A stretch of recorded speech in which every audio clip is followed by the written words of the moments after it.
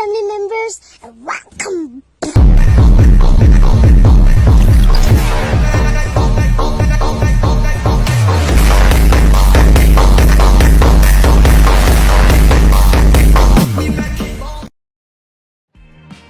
Assalamualaikum Yorobun, konnichiwa.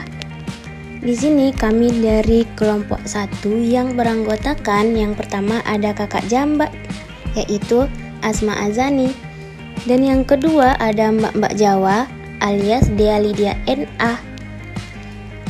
Selanjutnya yang ketiga ada abang Starboy yaitu Doni Guspandri. Dan yang keempat ada si kecil banyak tingkah seperti plankton yaitu Febia Relani. Dan yang kelima ada ketua racing Brem-Brem yaitu Hasbi Dwi Rovita. Dan selanjutnya yang keenam ada lelaki suka berkicau seperti burung yaitu Irfan Hafiz Saputra. Yang ketujuh ada nickname dengan nama Iden Comel yaitu MZidan Helmaneza. Dan terakhir ada Sana Kwansing alias Rizky Febrika. Hari ini pada tanggal 21 November 2024 kami sedang melakukan praktikum potensi wisata di kebun stroberi yang berada di Alahan Panjang.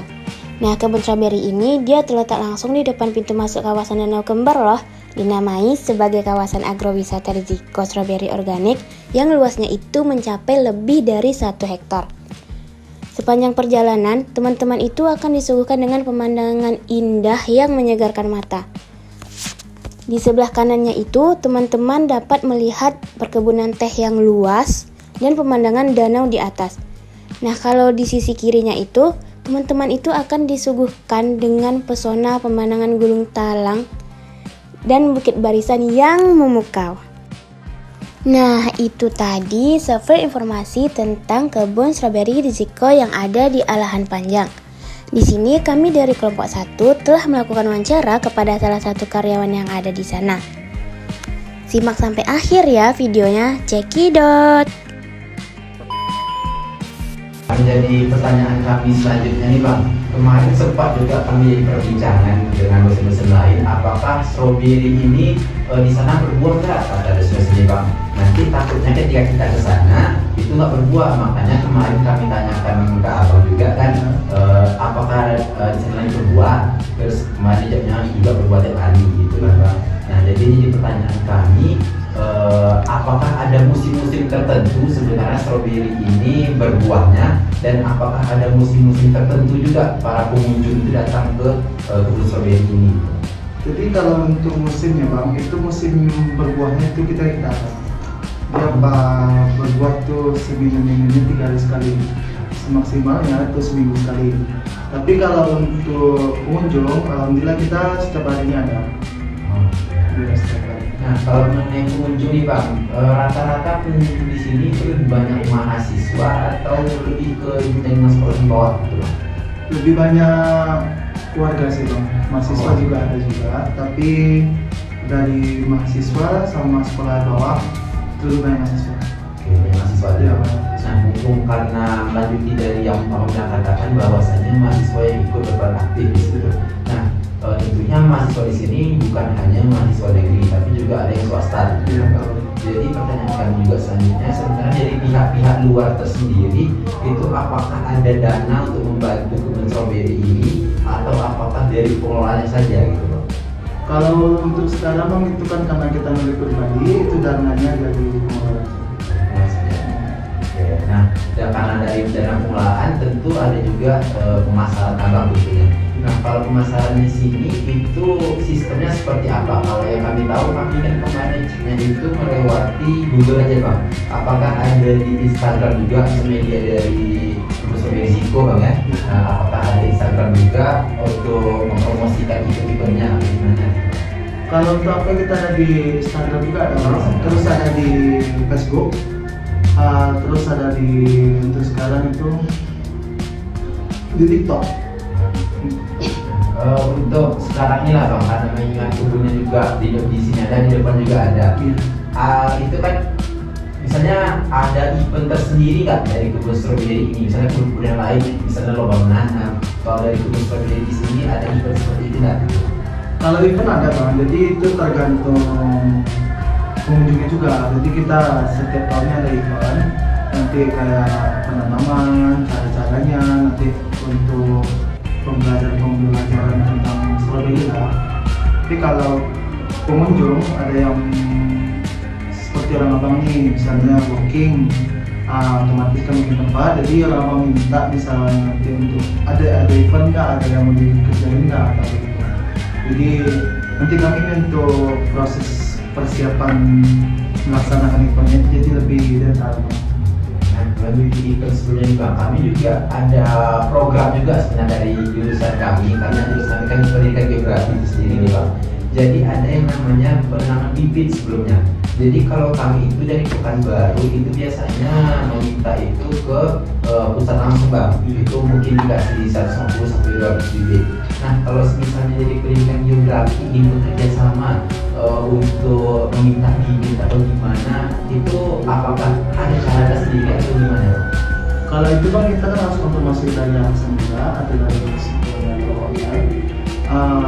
Kalau gimana keputusan dari atasan, jika mereka atasan kita mengkonfirmasi oke, jadi untuk pengelolaan di bawahnya itu pasti bakal memberikan apapun yang diminta oleh konsumen.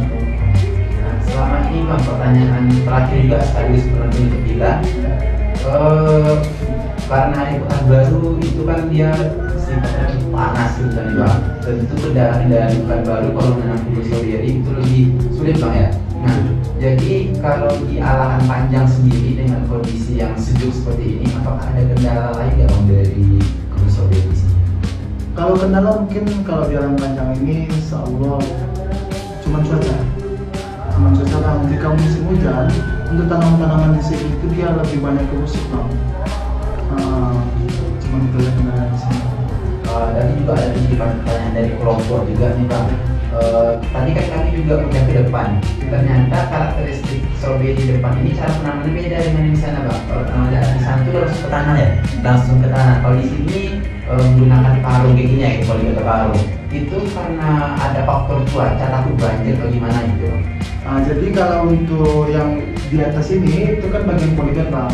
Jadi karena dibuat poligon ini, buahnya untuk buah stroberinya itu lebih bagus. Lebih bagus bang? Iya lebih bagus. Jadi kalau yang di depan itu kan dia pakai plastik atau mulsa.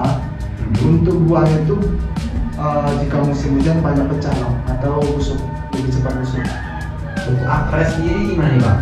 Karena aku juga nggak tahu akar dari dalamnya, karena dari kawan-kawan sendiri itu apakah akarnya panjang dibuat seperti itu atau gimana? Enggak, jadi atas strawberry ini enggak terlalu panjang bang. Cuman dia sebelum jadi dia ini kan 100 misalnya bang, 100 jadi di angka 70 tanah, setelah itu nanti dada atau pupuk lah dibilang pupuk. Setelah itu baru tanah, baru di situ untuk akarnya paling sampai di pupuk bang, di angka 20% dari tanah kalau di akarnya. A few moments later. Oke, mungkin karena nggak ada juga, mumpung waktu juga udah mulai sore juga nih bang. Jadi kami tutup juga. Terima kasih semuanya bang udah menerima kami di sini. Biar lagi. Oke, asalnya kita tutup. Terima kasih bang ya. Sama-sama. Masih ya bang? Di rekomendasi. Sini. Oke, itu dia wawancara dari kelompok 1. Nah, teman-teman dapat berkunjung ke kebun strawberry ini dengan tarif anak-anak sebesar 5.000 dan orang dewasa sebesar 10.000. Murah bukan? Bisa dikunjungi oleh orang tersayang seperti keluarga, teman, atau ayang kamu. Nah, yang nggak punya ayang, cari ayang dulu ya, tapi jangan ayang orang, oke? Udah di penghujung video nih. Nah, ada sedikit kata-kata dari kelompok 1. Dengerin ya. Oke, singkat saja. Jangan lupa bersujud untuk sesuatu yang belum terwujud. Paham?